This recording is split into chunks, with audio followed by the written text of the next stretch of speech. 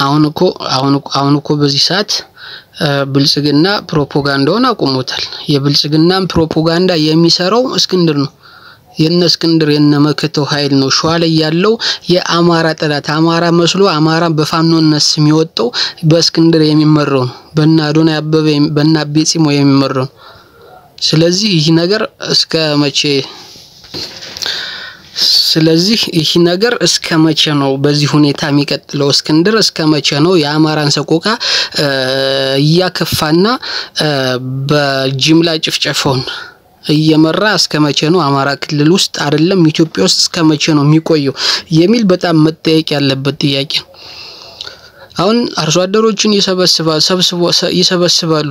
ሰብስበው እነሱ ማይሆን አጀንዳ ምንም የማያውቀውን ህዝብ እንትን ካሉ በኋላ ለመከላከያ አሳልፎ ይሰጧቸዋል። ለመከላከያ ቦታውን ጥለው ይወጣሉ በስምምነት። ያኔ መከላከያ እዛ ስብሰባ ላይ ማን ምን አለ ሚለውን ጠቁመው ነው አብረው የሚወጡት። ስለዚህ መከላከያ ገብቶ እንደፈለገው ያደርጋል ማለት ነው። መከላከያም ገብቶ ይሰበስብና እነ እስክንድር የሰሩት ፕሮፓጋንዳ አለ ከነሱ ትንሽ ጨምሮበት ህዝቡን የማደናገሪያ ፖለቲካ ይሰራል ማለት ነው። ስለዚህ በጣም ከባድ ነው እስክንድር እየሰራ ያለው ነገር። የሚገደለው አማራ የሚፈናቀለው አማራ በቁጥር እንኳን አሁን ኢትዮጵያ ላይ የህዝብ ብዛት አለ አይደል? ልክ እንደዛ ለበጀትና ለፖለቲካ ብለው የአማራን ህዝብ እንዳሳነሱት ሁሉ እስክንድር አሁን በአማራነቱ የተፈናቀለውና የተገደለውን አሳንሶ የሆነ ለታሪክ መረጃ እያስቀመጠ ነው ያለው እንጂ አሁን 10,000 ብቻ ነው። ቪዲዮን ማየት ትችላላችሁ። 10,000 ብቻ አማራ ነው በዚህ 7 አመት ውስጥ የተገደለው። 1 ሚሊዮን አማራ ብቻ ነው በዚህ 7 አመት ውስጥ የተፈናቀለው። ይሄ ብሎ በጣም ከግማሽ በላይ በስብሰባው ከግማሽ በላይ የሆነ ያልሆነ ዝባዝንኬ ሲያወራ ያሳለፈው ከግማሽ በላይ ስለ ሩዋንዳ ነው። ስለ ሩዋንዳ እርስ በርስ የብሔር ግጭት ስለ ሁቱና ቱትሲ ነው ሲያወራ ጊዜውን የጨረሰው ማለት ነው። የአማራን አርሶ አደር የአማራን ገበሬ ሰብስቦ ስለ ሩዋንዳ ይነግራቸዋል። ማን ነገር ያለበት ስለ አማራ ነው ወይስ ስለማን? ይህ ማለት እኮ ከዚህ አንፃር ከኛ አንፃር ትግራዮች የበለጠ በደል ደርሶባቸዋልና ስለዚህ እኛ ይሄንን ይቅር ብለን ወደ ኢትዮጵያዊነት መሄድ አለብን የሚል አንደብታ ለማስተላለፍ ነው። ስለዚህ የተፈናቀለ በዚህ 7 አመት ውስጥ የተፈናቀለ አማራና አማራ ብቻ ነው። የተገደለ በማንነቱ አማራና አማራ ብቻ ነው። ጦርነት አለ ግን ጦርነት ላይ ትግሬዎች ከህዋት ጦርነት ከጀመረ በኋላ ትግሬዎች በትግሬነታቸው ብቻ ሳይሆን የክርስትና ስም ያዘ እንኳን ትግሬ ነህ እየተባለ የተሰቃየበት የታሰረበት በራብ የተጉላላበት የተሰቃየበት ታስሮ በህመም በምንም በበሽታ እንዲገደል የተደረገበት ሁኔታ አለ። ግን ጦርነቱ ከጀመረ በኋላ ነው። አማራኮ አብይ ሀ ብሎ ከመጣ ከሳምንቱ ጀምሮ አብይ 2010 ላይ መጣ። በሳምንቱ መተማ ላይ በስናይፐር ወጣቶችን ረሸነ። መተማ ላይ ያን ሁሉ ወጣት በስናይፐር ረሸነ አብይ በመጣ በሳምንቱ። ያ በሳምንቱ ደግሞ ትግራይ ላይ ሰሜን እዚህ ይውጣ ተብሎ እንግዲህ ያን መከላከያ አትወጣም ከትግራይ ተብሎ በባዶቻቸው የወጣውን የትግራይ ህዝብ መምታት አቅቶት ወደ ካምፑ የተመለሳለ መሳሪያውን አስቀምጦ በእግሩ ይወጣል ከትግራይ ለምነው በስንት መከራ ወጣቶች እንደለመኗቸው ያልበቀው ብሎ በወሩ አምቦ ላይ መከላከያ በድንጋይ እየተወረወረበት ሲለምን ነበር። ስለዚህ አምቦ ላይ ሲለምን የነበረው ትግራይ ላይ ወጣቱ ወጥቶ መሳሪያን ይዘህ አትወጣ ማስቀምጠህ ውጣ ሲለው ያልተኮሰ መከላከያ አምቦ ላይ ድንጋይ ሲወረወረበት ወደ ወጣቱ ያልተኮሰ መከላከያ መተማ ላይ ግን በስናይፐር ተኩሶ ስንቱን ወጣት ነው ያረገፈው። ስለዚህ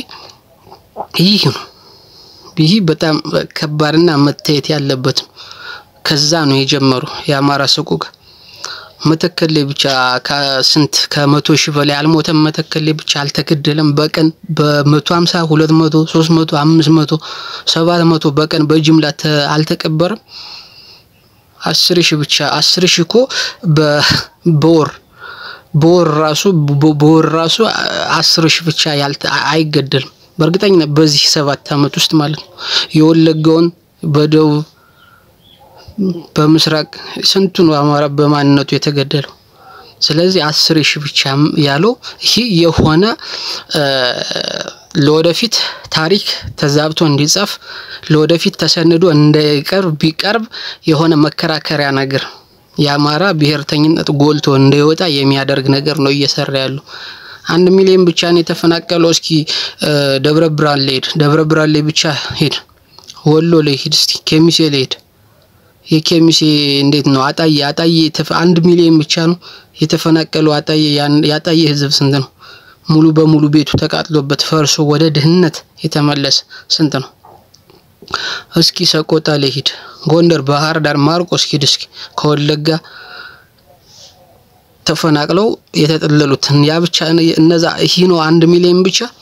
ስለዚህ አሁን አማራ በብሔርተኝነቱ እንዲጸና ብሔርተኝነቱን አጠንክሮ ክልሉን እንዲያስጠብቅ እንዲያሸንፍ ጦርነት የሚያስፈልገው ብሔርተኝነት ነው። ከብሔርተኝነትም አግሬሲቭ የሆነ እንደውም በብሔርተኝነት ሌሎች ጽንፈኝነት ነው ያዙት። ስለዚህ አማራ ከጽንፈኝነት የጠላቶች ያዙትን ጽንፈኝነት መያዝ አለበት፣ ያውም አግሬሲቭ።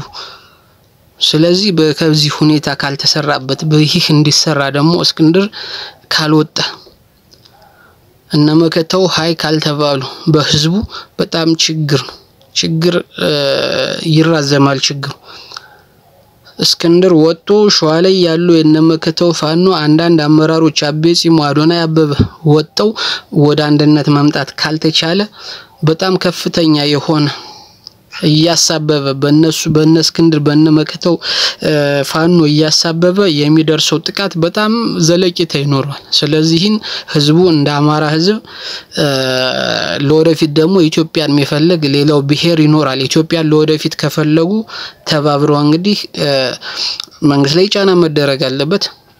የአማራ ህዝብ ተባብረው እስክንድር ከክልሉ መውጣት አለበት። እነመከተው ወደ ራሳቸው ተመልሰው ለአንድነት መስራት አለባቸው። ይህ ካልሆነ በጣም ችግር ነው። አሁን በጣም በየቀኑ የሚሞተው አማራ እኮ በድሮም ብቻ አይደለም፣ በድሮም ሳይሆን ሌላም ገና ይጠቀሙታል። አሁን የከባበር መሳሪያ ኬሚካል ሳይቀር እየለመኑ ነው ያሉት። ይህ ከተሳካ በኬሚካል ጅምላ መጨረሳቸው ማይቀር። ስለዚህ ካሁኑ ሃይ መባል አለበት። የተኛው የዲያስፖራ ክንፍ በጣም መነሳት አለበት። አሁን ያኔ ማንም የሚገርመው እኮ የሳውዲ ባለስልጣናት መጥተው እንደዚህ ሲሳደቡ የነበሩት አሁን አብይ እንግሊዝ ላይ ሄዶ ፈረንሳይ ላይ ጣሊያን ላይ እየሄደ እኮ ምንም ያልወጣ ነው።